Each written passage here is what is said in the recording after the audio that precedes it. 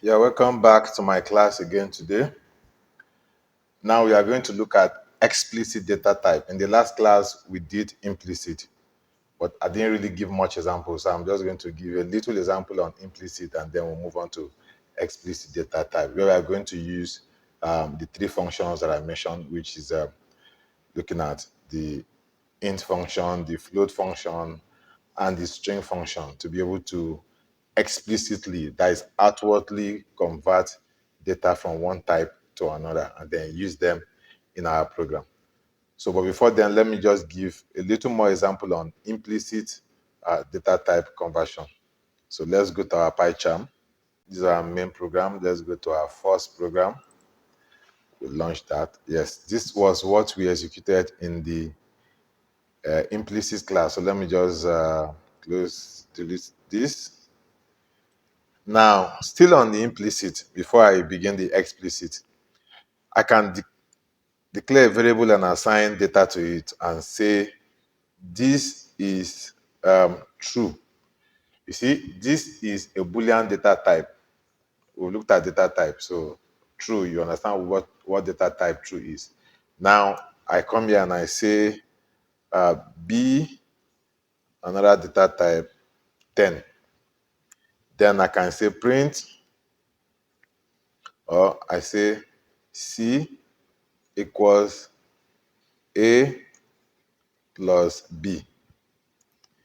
Then I come and print C. So look at this. What will be the answer of this? A equals to true, B equals to 10, C equals to A plus B. Now this is a Boolean data type, and Boolean data type, float data type, integer data type are all classified under numeric. So because of that, the Python interpreter is going to convert this true data type to an integer before doing this arithmetic calculation, which is the operation that is expected. So what will you do? What will be the answer? If you know the answer, write it in the comment section. But let me execute it for you to see. So I'm just going to execute. Now, what is the answer? The answer is 11. How did the system get 11 as the answer? In programming, under Boolean, true equals to 1, false equals to 0. That is it. So what will the system do? The Python interpreter will convert, since this is arithmetic expression that is required, or operation that you are supposed to do here, and you are going to add the variable A to the variable B. So the first thing that the system will do is implicitly, inside, on its own, convert this true to integer. So this true automatically becomes 1. So 1 plus 10 equals 11. That is how it did this. All right. But if I change this now to a string data type by just putting my single quote here. Now, the moment I do this, this becomes a string, not Boolean anymore.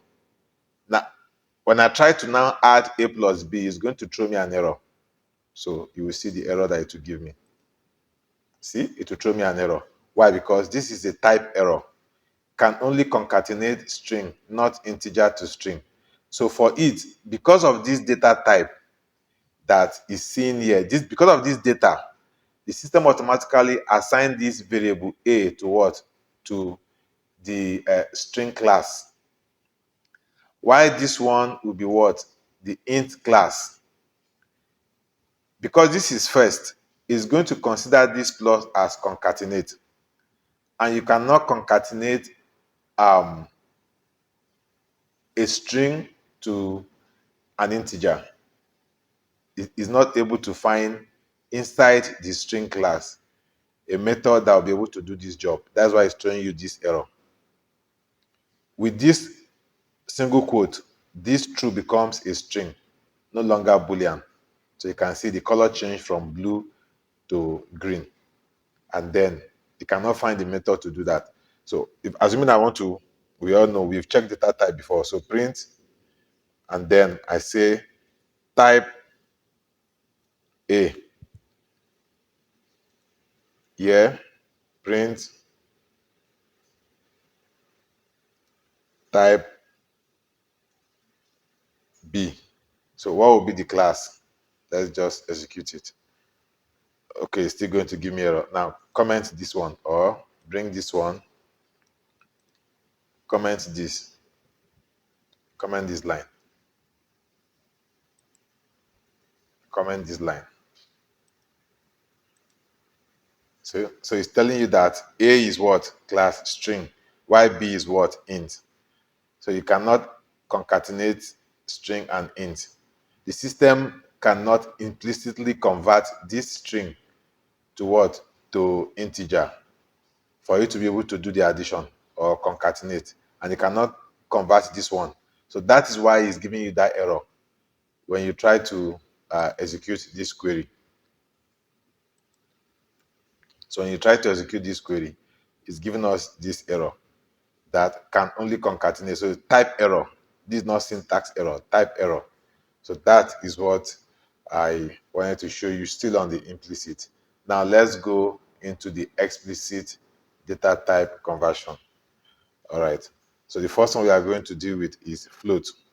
I'm going to call the int function and use it to convert a float data to what? To integer.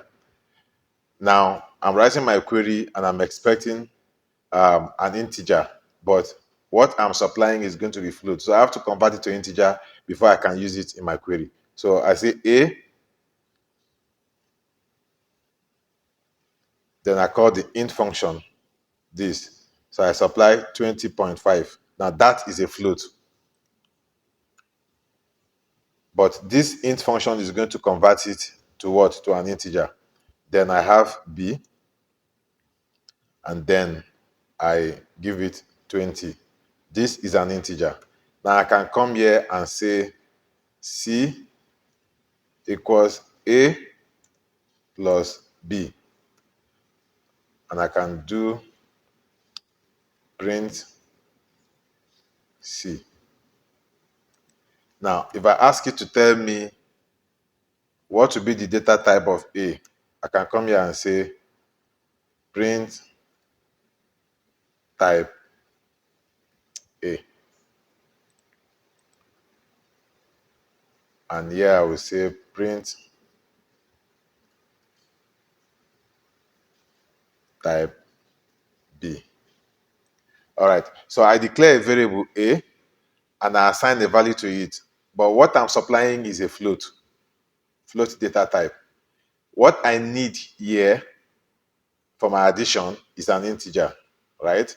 So it's going to convert this to an integer and then add it to this integer to give me an output. What will be the output of C? I want you to see. Now look at, so it's telling me that the class of A is what? Int. And the class of B is int. And then it's going to add and give me the value. So you can see that it has converted this float to an integer. And what will it give me? If I say print A, yeah, if I say print A, I execute this again. Can you see? It has reduced A to what? 20. Whereas the data that I supplied it was 20.5. So, but because I need an integer, there's no problem. I don't mind. I throw that 5 away. So in converting a float to an integer, it removes the decimal part and gives me only the whole number part, which is what? 20. And now it's now adding that 20 to my B, which is also 20. And it's giving me my final output as C, which is what? 40. So this is how you use an int function to convert a float to what? To integer.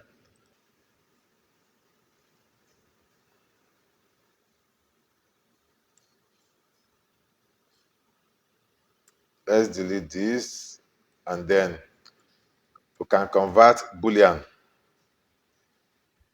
to an integer. So I can now say print A.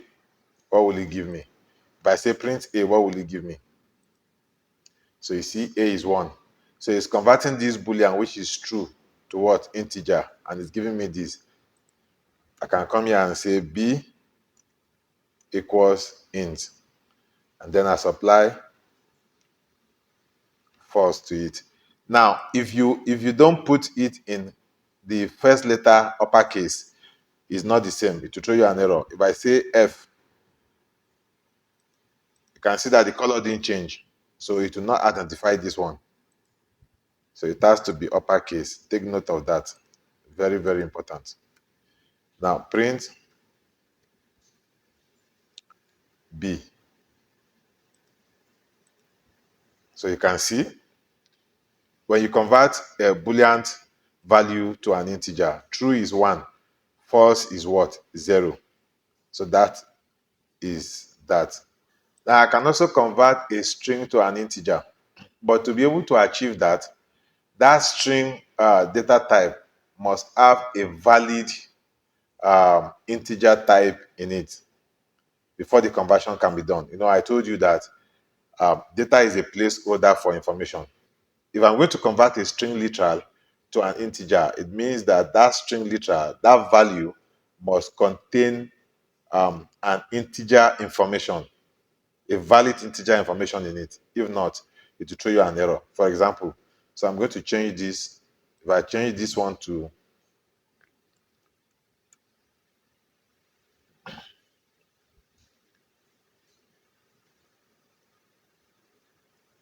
1000, that is a string.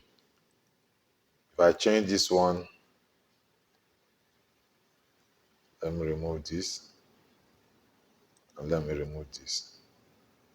So this is a string. This 1000 is a string, but I want to convert it to integer. What will be the value? So I execute this. What will it give me as my output? See, the output as integer is 1000. Now, if I put this one as 0.5 and I try to convert it to integer, it will throw me an error. Can you see? Value error. Invalid literal for int with base 10. You see? So it's throwing me an error because this value that is inside this string does not represent a valid integer value. This represents a valid float value. You understand? This is 1000.5. This is a float value that is inside a string. So, and I'm trying to convert it to an int, to integer, it's throwing me an error, which is what? Value error. But if I change this function to a float function, it's going to give me a correct output, which is float. So for example, now I'm moving to float. So float. With this now, I'm going to convert a string function to a float. When I print it out, it's going to give me 1000.5. Why? Because the information of the data that is inside the string represents a valid float. So you can convert the string to a float. But when I was using the int function, it threw me an error, which is what? The value error. Why? Because the information inside that string did not represent a valid integer. So trying to convert it explicitly gave me an error. So that is what my initial statement when I told you about data type conversion. So when you are doing conversion, when you are doing typecasting, this is what you need to carry in your head. That a variable is a place value for data. Data is a place value for information. So at the back of your mind, you must understand that what you are doing in programming is you are playing your thought as against the system of that programming language. Just like what is said in science, that science is a mechanism that allows you to experiment your thought as against nature. That is what science is. Science is a mechanism that allows you to experiment your thought as against nature. So you first think of something, and to know if that your thought that has come inside of you is valid as against nature. Science is that mechanism that enables you to express that. Now, same thing is happening with programming. Programming is equally a mechanism that enables you to express your thought as against the wall of that program. So you are looking at the Python world. The Python world has everything written in it. There is the code, there is the data, there is the functions, the procedures, everything is there. Now you sit down and you think, all your thought, you want to play that thought against that wall to know if you are right. If you are right, you get out an expression, you get out an output. If you are wrong, it gives you error. So there is an information you are carrying in this data. You supply that information to the Python word. It will check if that your thought is correct, then it will give you an output. If it is not, it will throw you an error. So I'm saying that inside this data, inside this string data, I have 1000.5, which the information is what? A valid float. If I put an integer function to convert it to an integer, it will throw me an error. But using a float now is giving me an output. So that is that. So this is float. So float, you convert it to this. Converting a string to float, 1000.5 gives you 1000.5 as a float. You can see this float function. Now let's look at more examples on float. A float function can convert integer to a float. It can convert a string to a float, provided the data inside the data that is supplied has a valid float data, right? So I have shown you this one now, converting a string to a float. Now we can convert integer to a float. Now if I'm going to remove this, now this is an integer. Now I want to convert this integer to a float. What will it give me as the output? So I just execute this. So you can see it is what? 1000.0.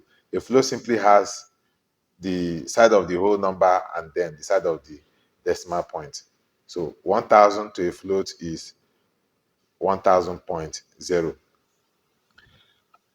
And again, you can also convert scientific notation to a float, right? I can convert scientific notation to a float, and let me just give you an illustration of that. For example, I can say 2.00 E3. Now, this is scientific notation, right? 2.00 E3. Now, what does this represent? What will be the output when I convert this to a float? So I print this. See, it's giving you 2000.0. Now, this E3 is talking about how many decimal points you can move this dot. You can move it 3 times, which is what? 1, 2, 3. That is what you are given, 2000. Now, I can equally change this to -3. This is scientific notation. You see it in electronics. If I put this as -3, what will it give me as the output? So it's giving me 0.002, which is what? You are taking this decimal point backward. So how many times will you move the decimal point? 1, 2. So it's moving it 1, 2, 3. 002. That is what this means. If I change this to 4 and then I execute it again, it's just going to see 0.0002. So this is scientific notation. This E represents exponent, meaning to the power of 10 raised to the power of -4. That is what this is. So you can equally convert scientific notation to float. That is what I want to demonstrate.